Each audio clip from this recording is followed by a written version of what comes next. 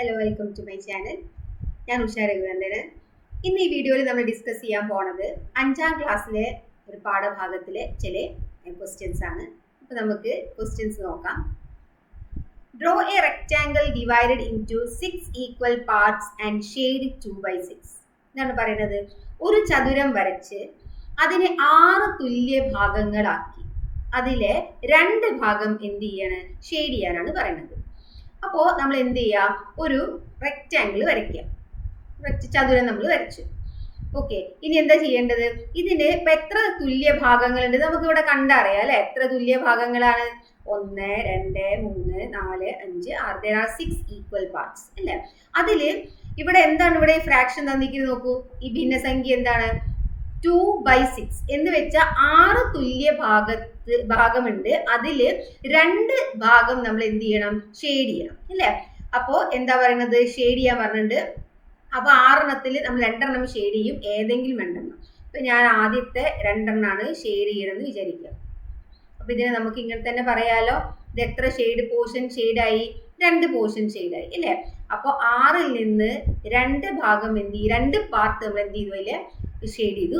അപ്പോൾ ഇത് നമുക്ക് എന്ത് പറയാം? 2/6. 6ൽ 2 ഭാഗം നമ്മൾ ഇവിടെ ഷെയ്ഡ് ചെയ്തു എന്ന് പറയാം.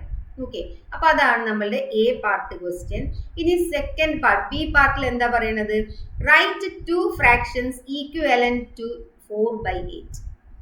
4/8 ഉള്ള ഒരു ഭിന്നസംഖ്യ അതേ ഈക്വലന്റ് ആയിട്ട് അതേ വാല്യൂ ഉള്ള 2 ഭിന്നസംഖ്യകൾ എഴുതാനാണ് പറയുന്നത്. ഓക്കെ, ഇത് എ പാർട്ടിന്റെ ആൻസർ ആയിരുന്നു. ഇനി ബി പാർട്ട് 4/8. അപ്പൊ 4/8 എന്ന് പറഞ്ഞാൽ 8ൽ 4 ഭാഗം അല്ലെ? 8ൽ 4 ഭാഗം എന്ന് പറഞ്ഞാൽ പകുതിയാണ്, നമുക്കറിയാം അല്ലെ? 8ന്റെ പകുതിയാണ് എന്ത്? 4. അപ്പോ ഇനി ഇതേപോലെ തന്നെ എന്ത് ചെയ്യണം? ഇതിന്റെ ഇതേ വാല്യൂ ഉള്ള 2 ഭിന്നസംഖ്യ എഴുതാനാണ് പറയുന്നത്. അപ്പോ നമുക്കറിയാം രണ്ടും എന്താണ്? ഈവൻ നമ്പർ ആണ് അല്ലെ? ഇരട്ട സംഖ്യകളാണ്. അപ്പൊ ഈ 4/8 ഞാൻ 2 പകുതി 2 കൊണ്ട് ഞാൻ ഹരിച്ചു എന്ന് വിചാരിക്കുക. അപ്പൊ മുകളിൽ ഒരു നമ്പർ കൊണ്ട് ഹരിച്ച അതേ സംഖ്യ കൊണ്ട് തന്നെയാണ് താഴെയും ഛേദവും അംശം ഒരേ സംഖ്യ കൊണ്ട് ഹരിക്കണം. അപ്പോഴേ നമുക്ക് തുല്യമായിട്ട് കിട്ടുള്ളൂ. അപ്പൊ 4നെ 2 കൊണ്ട് ഹരിച്ചാൽ 2, 8നെ 2 കൊണ്ട് ഹരിച്ചാൽ 4. അപ്പോ ഇവിടെ നമുക്ക് എന്ത് മനസ്സിലായി? മുകളിലും താഴെ ഒരേ സംഖ്യകളാണ്.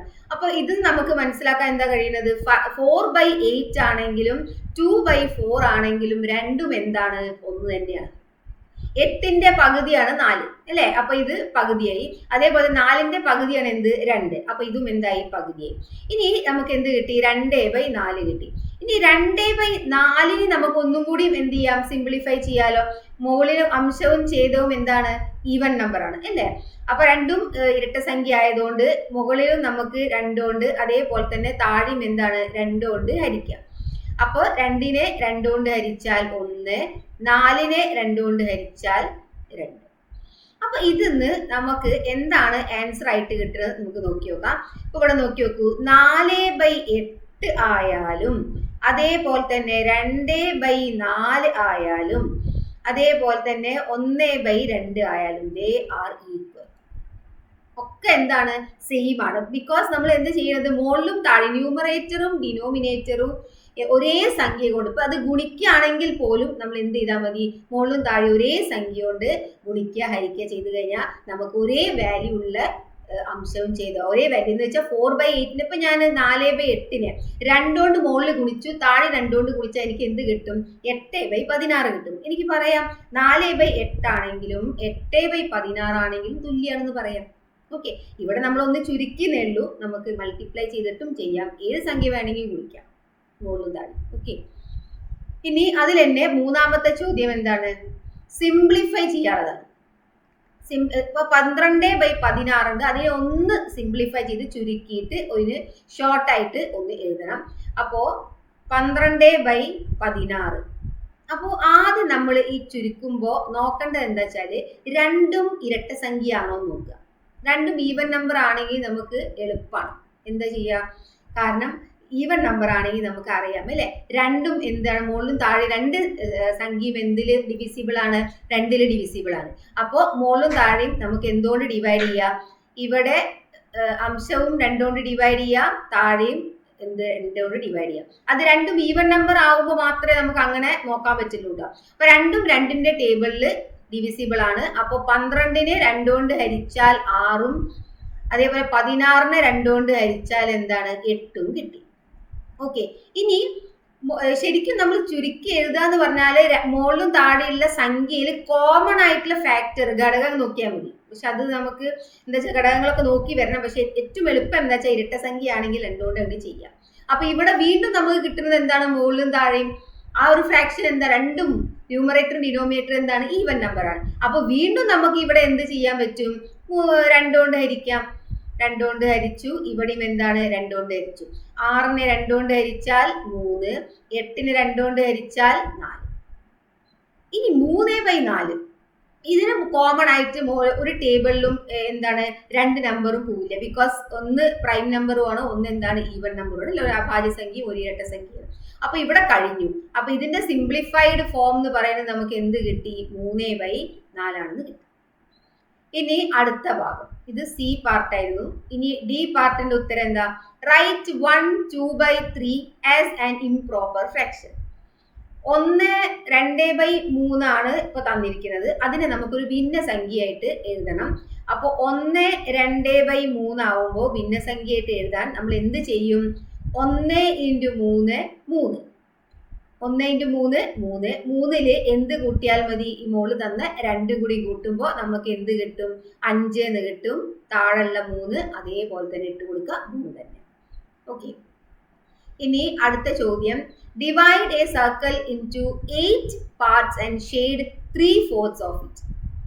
എന്താ പറയണത്, ഒരു വൃത്തം അല്ലെ, ഒരു വൃത്തത്തിനെ എത്ര പാർട്സ് ആക്കി മാറ്റാനാണ് പറയുന്നത്, 8 പാർട്ടാക്കി മാറ്റാനാണ് പറയുന്നത്. അപ്പൊ നമുക്ക് റഫായിട്ട് ഒരു ഫിഗർ നോക്കി നോക്കാം.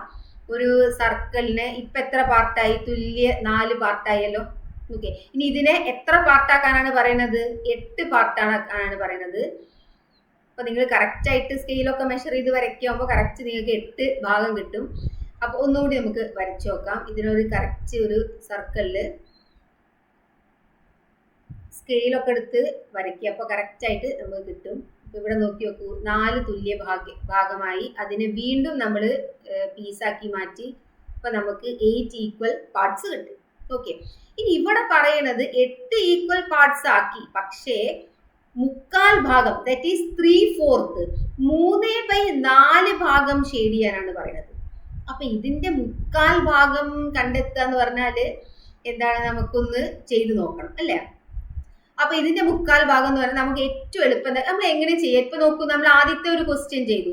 ഇവിടെ കറക്റ്റ് എന്ത് പറഞ്ഞു, 6 തുല്യ ഭാഗങ്ങളാക്കിയിട്ട് അതിൽ നിന്ന് എന്താണ് 2 ഷെയ്ഡ് ചെയ്യാണ്. അപ്പൊ നമുക്ക് പെട്ടെന്ന് ചെയ്യാം. അപ്പൊ ഇവിടെ നമുക്ക് അങ്ങനെ പെട്ടെന്ന് ചെയ്യണമെങ്കിൽ നമ്മൾ നോക്കുക, ഇവിടെ എത്ര പാർട്സ് ഉണ്ട്, ഒരേപോലെ എത്ര പാർട്സ് ഉണ്ട്, 8 പാർട്സ് ഉണ്ട് അല്ലെ.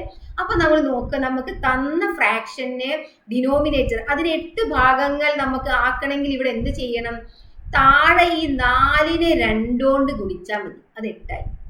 പക്ഷെ താഴെ മാത്രം ചെയ്താൽ മതിയോ, ഏതൊരു ഓപ്പറേഷൻ ചെയ്യുമ്പോൾ, ദാറ്റ് ഈസ് ഡിവിഷൻ ആയിക്കോട്ടെ മൾട്ടിപ്ലിക്കേഷൻ ആയിക്കോട്ടെ, ഇപ്പോൾ ന്യൂമറേറ്ററും ഡിനോമിനേറ്ററും നമ്മൾ എന്ത് ചെയ്യണം, ഒരേ സംഖ്യ കൊണ്ട് തന്നെ ചെയ്യണം. ഇപ്പൊ ഇവിടെ ഞാൻ 2 കൊണ്ട് ഡിനോമിനേറ്ററിൽ ഗുണിച്ചു കഴിഞ്ഞാൽ അംശം ന്യൂമറേറ്ററിലും എന്ത് ചെയ്യണം, അതിനെ 2 കൊണ്ട് തന്നെ ഗുണിക്കണം. അപ്പൊ നമുക്ക് ഇവിടെ എന്ത് കിട്ടും, 3 × 2 6, 4 × 2 8.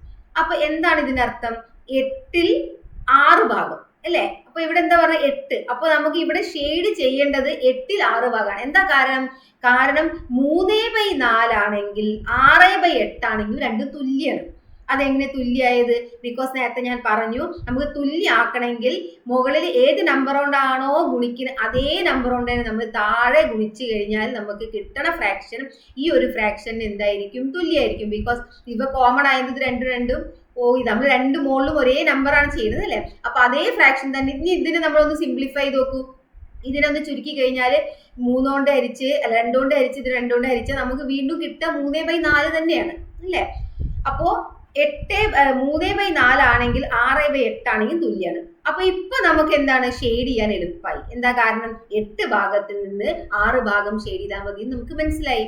അപ്പൊ നമ്മൾ ഈ ഭാഗങ്ങളൊക്കെ ഷെയ്ഡ് ചെയ്യും. 2 ഭാഗം മാത്രം മാറ്റി വെച്ചിട്ട് ബാക്കി എല്ലാ ഭാഗവും എന്താണ് ഷെയ്ഡ് ചെയ്യും. അപ്പൊ 8ൽ നിന്ന് 6 ഭാഗം നമുക്ക് എന്താണ് ഷെയ്ഡ് ആയിട്ട് കിട്ടും. ഓക്കെ, അപ്പോ ഡിനോമിനേറ്റർ അതേപോലെ തന്നിട്ടില്ലെങ്കിൽ, ഛേദം അതേപോലെ തന്നിട്ടില്ലെങ്കിൽ നമുക്ക് അതേപോലെ തന്നെ എങ്ങനെ ആക്കി തീർക്കാം? ഒന്ന് ഗുണിക്കുക, അതേ സംഖ്യ തന്നെ എന്ത് ചെയ്യാം, ഹരിച്ചാലും മതി. ഓക്കെ, അപ്പൊ ഇതേപോലെ നമുക്ക് ഒരുപാട് ചോദ്യങ്ങൾ ഇനിയും എക്സാം ആണ് വരുന്നത്, ചെയ്തു തീർക്കാനുണ്ട്. അപ്പോൾ വീഡിയോ ഇഷ്ടപ്പെട്ടിട്ടുണ്ടെങ്കിൽ ഒന്ന് ലൈക്ക് ചെയ്യുക, ഷെയർ ചെയ്യുക. എന്തെങ്കിലും ഡൗട്ട് ഉണ്ടെങ്കിൽ കമൻറ്റിൽ ചോദിക്കാം. അപ്പോൾ വീണ്ടും നമുക്ക് അടുത്ത വീഡിയോയിൽ കാണാം. Thank you.